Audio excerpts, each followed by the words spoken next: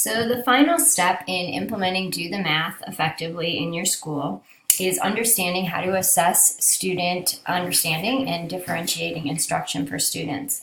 So during every fifth lesson, students independently complete something called Show What You Know, and it's a page in their workbook or workspace, and it demonstrates an understanding of the math content from the previous 4 lessons.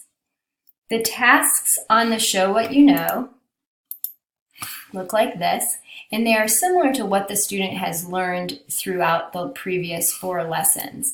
So you'll notice that some of the questions like this, what is the square number for this square? These are all things that have been reviewed for the previous 4 days. Any of this vocabulary is not new to them. Any of this format for the equations are going to be the same as what they've seen for the previous 4 lessons.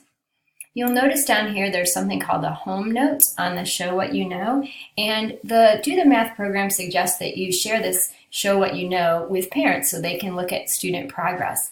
For the MTSS purposes, we would ask that you make a copy of the Show What You Know if you do want to send it to parents so that you can actually collect the Show What You Knows and keep them to discuss with the MTSS team, parents included, to look at how students are progressing. So this is some of the documentation and data that you will need to review after a 10-week cycle or 6-week cycle of Do the Math. And you'll kind of need to say, is this an effective intervention? Is the student showing the growth that we would expect?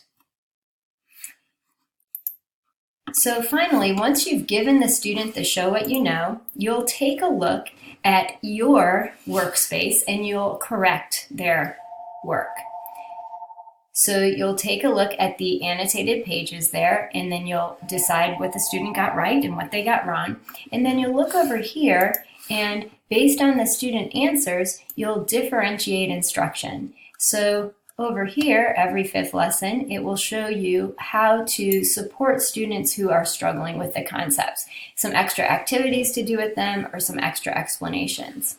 Similarly, if there are students who are doing very well in understanding concepts quickly and are needing a challenge, there is an area where you can extend students, and it tells you how to extend them. Perhaps you might use larger numbers, you might use a different game. So those are all opportunities every 5th lesson to assess student understanding and then differentiate based on student needs.